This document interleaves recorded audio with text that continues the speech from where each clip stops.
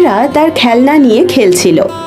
হঠাৎ সে খেয়াল করলো যে কোনায় কিছু একটা রয়েছে, তাই সে দেখতে গেল যে ওটা কি। ও দেখলো একটা পাজল বোর্ড। সে একটা টুকরো নিয়ে পাজলে বসাতে লাগলো, কিন্তু সেটা ওখানে আটকালো না। এটা আটকাচ্ছে না কেন? সে খুব দুঃখ পেল আর কাঁদতে শুরু করে দিল। মা, এখানে এসো প্লিজ। মা দৌড়ে এলো নায়রার ঘরে। কি হয়েছে নায়রা, তুমি কাঁদছো কেন? মা, আমি এটা পাজল আটকানোর চেষ্টা করছিলাম, কিন্তু এটা হচ্ছেই না। আমি এটা কেন করতে পারছি না মা? ও মিষ্টি নায়রা, তুমি ভুল জায়গায় আটকানোর চেষ্টা করছো তাই? তার মানে কি মা? এটা চৌকো নায়রা। চৌকো? হ্যাঁ, দেখো এর চারদিক সমান রয়েছে। চলো গোনা যাক। 1 2 3 আর 4। তুমিও আমার সাথে একবার গোনো। নায়রা টুকরোটা নিল আর তার মায়ের সাথে গুনতে শুরু করলো। চারদিকে আঙুল রেখে একটার পর একটা। 1 2 3 আর 4। এর 4টে দিক আছে মা। এই চৌকো টুকরোটা শুধুমাত্র চৌকো জায়গায় আটকাবে এই পাজল বোর্ডে। তুমি খুঁজে বের করো তো কোথায় আছে সেই চৌকো টুকরোটা। নায়রা কাছ থেকে পাজল বোর্ডে দেখে, খুঁজে বের করার চেষ্টা করে কোথায় টুকরোটা বসানো যাবে। সে বৃত্তাকার জায়গায় ওই টুকরোটা রাখার চেষ্টা করলো, কিন্তু সেটা ওখানে আটকালো না। না নায়রা, এটা হলো একটা বৃত্ত। বৃত্ত হলো গোলাকার আকারে। আবার চেষ্টা করো। নায়রা তারপর ত্রিভুজাকৃতিতে বসানোর চেষ্টা করলো, সেটাও বসলো না আকারে।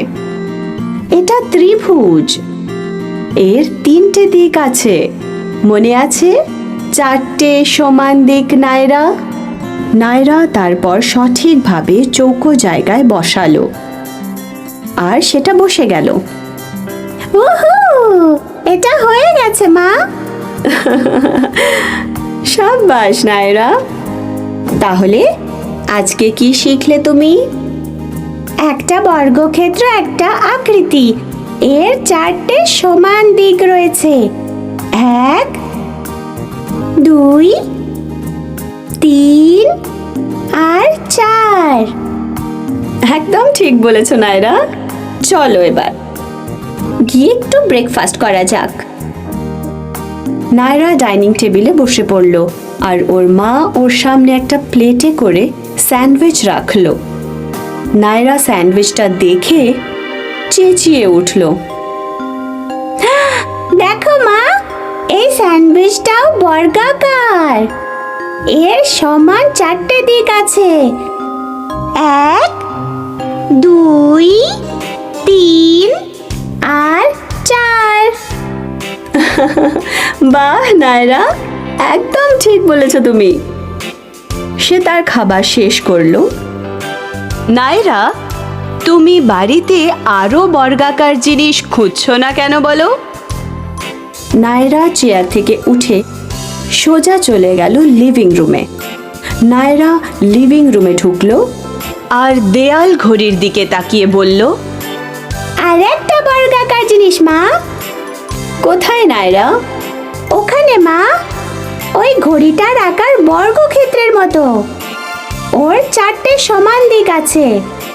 1 2 3 আর 4। খুব ভালো নায়রা। আমি আরো কিছু জিনিস খুঁজতে যাচ্ছি মা। দেখো দেখো মা, জানালা। হ্যাঁ নায়রা, জানালাটার কি হয়েছে? ওটাও বর্গাকার মা। এরও 4টে সমান দিক রয়েছে।